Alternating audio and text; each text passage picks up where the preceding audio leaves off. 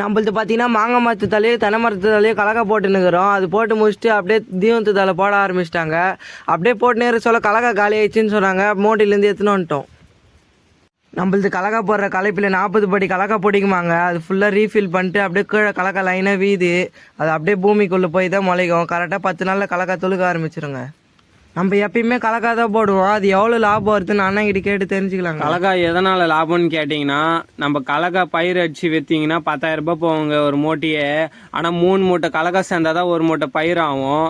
இதே நீங்கள் கலக்கா காய வச்சு விற்றீங்கன்னா ஒரு மூட்டை விரைக்கி 3,000 ரூபாய் போதுங்க. நம்ம வண்டியில் இதை மேலே கொட்டிக்கிறோம் பார்த்தீங்களா, இதாங்க பயிர். வெறும் கலக்கா மட்டும் இருக்குது தான் பயிருன்னு சொல்லுவாங்க பேர். இதாங்க மார்க்கெட்டில் 10,000 ரூபாய் போகுது ஒரு மூட்டை.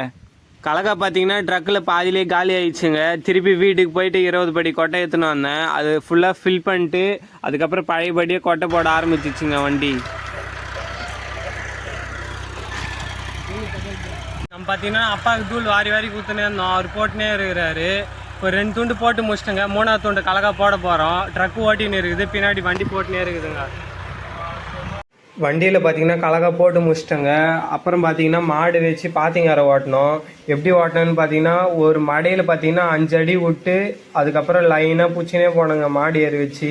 அப்படியே நம்ம சைடில் மண்ணு தள்ளினே வர வேண்டியது தான். மாட்டு ஏறு ஓட்ட சொல்ல உஷாராக ஓட்டணுங்க. ஏன்னா மாடு சைடில் இப்படி திரும்ப சொல்ல மாட்டு காலில் படாத மாதிரி ஓட்டணும். களை பட்டுச்சுன்னா அதுவே ரணமாயிடும். பார்த்து ஓட்டுறவங்க உஷாராக ஓட்டணும். கலக்கா தான் போட்டு முடிச்சிட்டுல, அதுக்கப்புறம் ஏன் ஏர் ஓட்டுறாங்க? இது பார்த்தீங்கன்னா பாத்திங்கரை போடுறாங்க. பாத்திங்கரை எதுக்கு போடுறாங்கன்னு பார்த்தீங்கன்னா, தண்ணி ஃபுல்லாக பாயாது. அதனால ஒரு மடையாக கட்டினா இது வரலும் ஒரு மடை. இது தண்ணி பாஞ்சிச்சுன்னா அதுக்கப்புறம் இதில் மடை வெட்டி இதுக்கு தரலாம். ஃபுல்லாக ஓட்டுனா இவ்வளோண்டுக்கு தண்ணி பாயாது. அதனால தான் கொஞ்சம் கொஞ்சமாக பாய வருதுக்கு தான் மாடு வச்சு ஏர் ஓட்டி பாத்திங்கரை போடுறோம் நம்ம. டேய், ஏர் ஓட்டி முடிச்சிட்டங்க. மாடு தண்ணி காட்டுறதுக்கு ஓட்டின்னு போயின்னுக்குறோம். மாடு தண்ணி தாக்கிறதுக்கு சரியான வேகமாக ஓடுது. ஏன்னா காலையில் பிடிச்சங்க 11 மணிக்கு ஏறி இப்போ தான் ஓட்டின்னு போயிங்கிறோம்.